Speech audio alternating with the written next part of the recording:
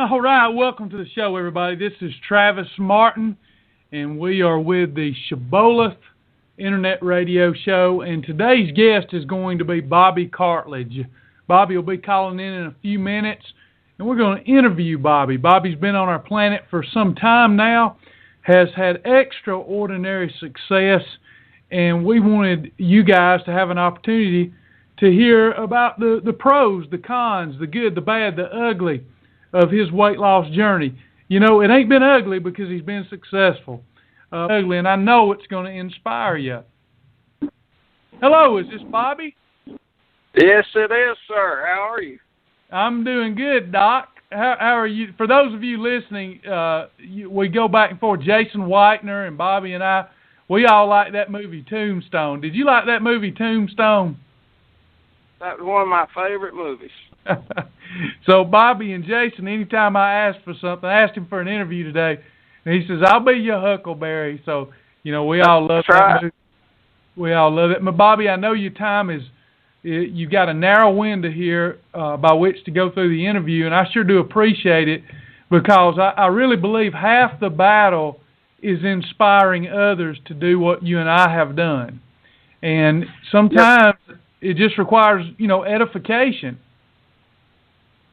Yes, sir. I was Jason Whitener, is the one that inspired me to get started. Him and Brooke Scaff. Yeah, Brooke had done well, and I think Jason at the time he'd lost like 70 pounds in 80 days or something like that. It's crazy. Right.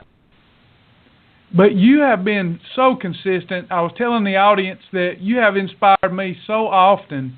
You know, you're not only a member, you become a friend because we have all this common ground.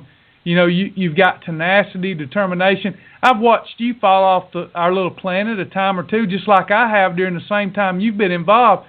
But what attracts me to you is you get right back going. You get right back in the saddle, and I appreciate that about you. I've got some questions here I'd like to ask you that I think, if your game, will help some of the other folks trying to lose weight. Okay, I'm ready. Before you got started with us, had you suffered from weight loss issues in the past? Yes, sir. Issues?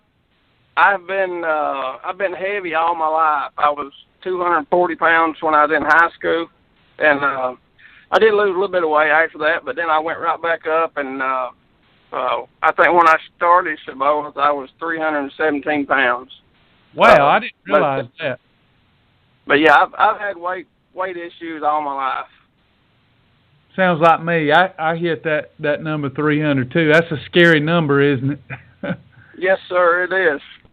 And, you know, for us to get in that condition, then, you know, we've developed a lot of bad habits too, and that makes it even more difficult in my estimation. It wasn't like, you know, a back injury or something, some big boys. And have you developed any did you develop any medical conditions related to being overweight? Yes, sir, I did. April of last year, I checked into the hospital with an infection in my leg, and I had no idea what an A1C was at the time, but they'd done a A1C on me, and it was 10.4, and my blood sugar was 283. And the doctor told me that the next day after I was in the hospital for about 4 days, and the next day the doctor come in and told me, he said, you're going to die if you don't do something. He said a diabetic would be like a 6 or 7, I think, and he said, you're up here. He said, you got to have a change. And this April the 12th, I went back to the doctor for a shoulder injury, and my wife wanted them to redo that lab work, and they did. And when I went back for the results, the first thing my doctor said when I walked in, he said, Mr. Cartledge, you cured your diabetes. And that was his word. He said my A1C was 5.4, and my sugar was 86. And that's all. I mean, I can't contribute that to nothing but the good Lord and this Shibboleth lifestyle that I've taken on. Yeah, and too, you're a very disciplined, God-fearing person. I mean, that's amazing. And two, I noticed your blood sugar number, that's perfect to put your physical body in the fat burning zone. That's great, man. Hey, right. The go ahead. doctor told me, he said all your numbers are absolutely perfect. He said, let's quit talking about this and talk about your shoulder. That was music to your ears, wasn't it? It was. It really was. Yeah, I don't know if you dealt with some of the things I did. I mean, I was on multiple prescription medications for different problems: prediabetes, high blood pressure, acid reflux, high cholesterol, depression. But, you know, for me, more than the physical suffering that I was doing at over 300 pounds, I emotionally suffered. Now, I've talked to other guys. Our ladies always, they suffer emotionally with weight issues. But I talked to guys that say, no, for me it wasn't I wasn't suffering emotionally. I always had confidence and that kind of thing. But see, Bobby, I didn't. Did you ever suffer with any of those things where you just didn't feel good about yourself in your own skin, or you always been a confident guy? We've never talked about it. No, I've had a lot of emotional stress, I'd say, over my weight.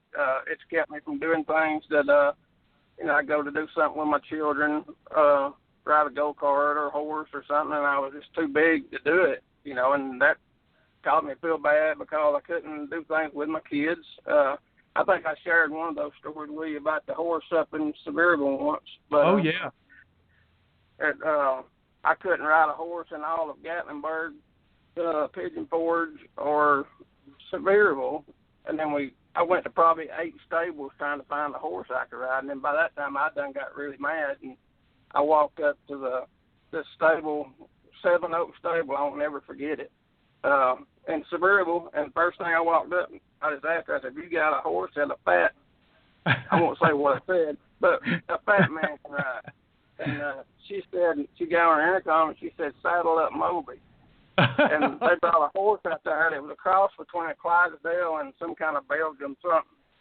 But we did ride a horse that day, but it was embarrassing to have a special horse for you. Man. Wow, that is funny, but it's sad too. I get it. And the horse's name is Moby, of all things. It was Moby. I'll never forget it. Anytime you're trying to adopt a new lifestyle, you're attached to old vices. My vices were chocolate, salty snacks, ice cream, pizza. I loved biscuits. Did you have any vices that were particularly hard to overcome? And if so, what did you do in place of those vices? Well, I guess the ones that you just said was some of mine, but then again, I'm thinking about everything was, because I'd eat it. If it didn't eat me first, I'd eat it. And I promise everybody now, I still eat the things I want. I mean, there's something, y'all got some void replacement for everything that I want to eat. I'm not doing without at all. Yep. I had posted the other day, I had some biscuits and gravy, and somebody said, "You must be having a holiday." And I said, "No, I'm having approved biscuits and gravy, the kind that help me burn fat." And it's amazing that it's that simple. Right. It's bacon. I guess bacon, if I want to talk about food, bacon is, I could almost just buy a hog and get bacon. I mean, I love bacon. And I can still have bacon on this Shibboleth lifestyle, and I love that. That was when I found out I could have bacon, I'm all in. Dude, you've kept us in business buying that bacon jerky. Yeah, I just ate my last bag yesterday, so I got to get back up there and hit Jason up. I love it. I love it. Did I know you've got children, and too, I don't know how much you feel like getting into, but Bobby, you're never one to complain. I'll just tell our listening audience, when people make excuses, I often want to talk about Bobby, because he can make excuses, and they wouldn't be excuses, they would be reasons for why this is not the right time for him, but he's overcome, and he does it with such a great attitude. But I also know that with all you've had to overcome, you're a parent. Did being a parent influence your decision to begin to lose weight? Because it certainly did mine. When the doctor told me I was going to die and never see my kids grow up if I didn't do something. That was enough for me. Yeah, I reckon when I become a parent, it didn't affect me that much. I mean, pardon my weight, but then my weight loss come from my grandkids. I've been a grandparent. I was watching my grandkids play one day when I got out of the hospital, and after I went right back to just eating bad, I ate good for about two weeks after I got out of the hospital. I went right back to bad, and I was watching my grandkids play in my living room floor one day, and I thought, fat boy, if you don't do something, you're not going to see them play very much longer. So that's what rung a bell for me. I mean, and I thank God that He's given me an opportunity to straighten this temple out that He let me have. Yes, sir. Yes, sir. And, I know a big part of the success here is, we focus on faith, food, family, and fitness, and really kind of in that order. But the family is a big part of it. Jesus said what makes us family is not necessarily blood, but those that do the will of the Father have common ground. We're all working on our temple, so we develop a type of family. And even though we assign mentors to people to help them if they're a lost sheep, often relationships are forged, and it can be a member that's mentoring someone.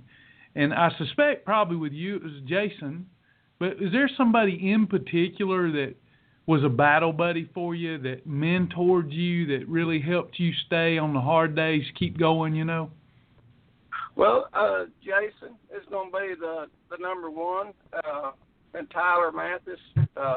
There at the Dalton Center is always a go-to person I can get a hold of, and I got a battle buddy as such, I guess, with Sandy Parsons right now. We just sort of got together through Facebook over something I commented or posted, and then he commented on it. And then for the last couple of days, we've been keeping up with what one another's ate, and I think that's going to really do me good to have him to do that with, because I mean he's very inspirational with what success he's had.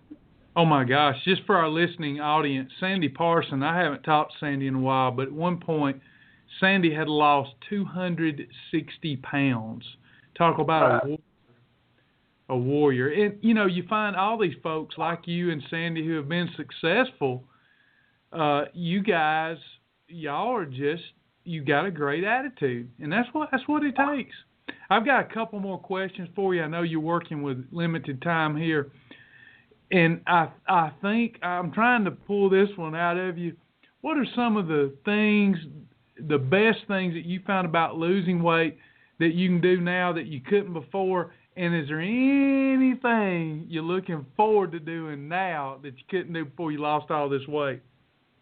Yeah, well, the one thing that I enjoy more than anything right now, I guess, since I've lost 88 pounds, and it's breathing. I can get out of my truck and walk around and check my tires or whatever, and before, I'd be huffing and puffing when I climbed back up in the truck. I'd have to sit here for a little bit before I could even put it in gear because I was so out of breath. But now I look forward to getting out and, checking my tires and walking some. And that's been a great blessing for me. And the one thing I am looking forward to is I got to lose about 20 more pounds before my wife's going to let me do it, and that's go skydiving. I could do it now. I've lost enough weight. I was telling somebody this yesterday. I've lost enough weight to get under the weight limit for skydiving, but I'm still up to where I've got to pay a premium price to get the plane off the ground, I guess. But I got to pay another $30 to go at the weight I am now. And my wife has told me that she's not going to pay $30 extra for something that I'm going to get killed doing. So she's not going to waste my money. They do question anybody's intelligence that jumps out of a perfectly good airplane. I can say I did the same thing when I lost my weight, but I'm not doing it again. Yeah, you said something right there, and I've said somebody else said too. That said you're actually going to go up and jump out of an airplane. I said no, I'm pretty sure I'm not going to jump. I'm going to have to be pushed. Well, they will. They'll push you. I'm telling you. And then they'll pull your neck back, and it's too late to worry then because you're out of there. Right. But it was Well, awesome. It was a great experience. Good Lord willing, I'm going to do it probably in June sometime. Yeah. Hey, Bobby, one last question. I'd really appreciate this interview. It means a lot. I know you feel the way I do. Just want to help people if I can help them. Want to help them. If I can't help them, I sure don't want to harm them. And I really believe what you're doing today will help somebody. You'll connect with somebody that I can't. But I've got this question for you. What would you say, because I want you to accept this, you've been successful, you've done something that's very uncommon. As you know, I talk to countless people daily about weight loss. And no matter how great a program is, for someone to stick to it past the first 10, 15 pounds of weight loss is just uncommon. And you've done something uncommon. What would you say or advise other folks to do who are struggling and want to do what you have done? I would say first you need to do a lot of praying, and first you need to get your heart in it. You need to realize that it's something you've got to do, not something that you just want to do. But you got to get your heart lined up with it first. I guess that would be my biggest thing, and don't listen to other people and people are going to tell you everything in the book on why you can't do it, and don't listen to them. Give it a try, and if you, like I said, if you get your heart in it, God's going to do the rest. Amen. Amen. I believe that. Well, I appreciate you taking time to call in. I know you're a busy man, and I want you to give your wife and your family my best. I just love all of y'all. Appreciate you so much. And if there's anything I can ever do for you, let me know. But thank you, Bobby. I appreciate you calling in. Anything you'd like to share before we go? No, just have a great day, sir. I've enjoyed it. All right. We enjoyed having you. Thanks so much, Bobby. Thanks, sir. Folks, you heard it. You heard it from Mr. Bobby there. 88 pounds. Has lost 88 pounds. That takes time. Didn't take him a lot of time, but the way we humans count time, it took some time. It took commitment, consistency, tenacity, determination, will, skill, knowledge. But you know what? He was willing to pay the price. He was willing to make the exchange that he needed to make to get what he wanted. You know, if we go buy something, we buy, something at a store, and it's got a price on it, doesn't it? It's got a price tag. Well, unless we're willing to exchange the right amount of currency for that, we're not going to get it. Here, if you can visualize what your goal is and you haven't been successful yet, it's simply because you're not willing to pay the price for the success that you desire. If you want to lose 10 pounds, there's a price attached to that. You got to pay it. If you want to lose 100, there's a higher price attached to that, and you got to pay it. The thing is, often with currency, we spend it on something and then later have buyer's remorse. We don't even want it. It wasn't worth it. But with this, you'll never talk to anyone that's lost significant amounts of weight that will tell you the price they paid wasn't worth it. It's always worth it because you're becoming something in the process of losing weight. You're becoming something in the process of the struggle. It's often said it's hard to lose weight. Now, I disagree. I think it's the wrong way to look at it. But it is often said it's hard to lose weight. It's hard to lose it and then maintain your new weight. But folks, it's a lot harder to stay where you are, listening to the voices in your mind that are filled with regret, guilt, and accusation. It's easier just to go on and do your best. Do what you've got to do to live a happier, healthier, and more abundant life. I want to thank Bobby again, thank his family for all that he's done for Shibboleth and citizens on planet Shibboleth everywhere. If you'd like to get started with us, go to www.myshibboleth.com. Sign up for our free basic training program. You can decide later if you want to upgrade to our silver level program. Just get started. Watch those videos, take the test, pass the test, earn the badge, and you'll be well on your way to losing as much weight as you want to. Everything you need comes from your local grocery store. And you will be successful. We guarantee it. So I don't know what you're waiting for. Life is too short to continue on this broad path that you're on. Come and get in the narrow way with us. If you're a member and you have backslidden, you have relapsed, and you're ashamed to call, ashamed to come back, come on. Let us help you. That's what we're here for. This is a no judgment zone. That doesn't mean we're not going to confront you in lieu of comfort you. It doesn't mean that we're not going to show tough love. This isn't the Bless Your Heart Club. This is, we're a group moving forward, getting our lives back, living more abundant lives, loving God, loving one another, and loving ourselves. Won't you come be with us?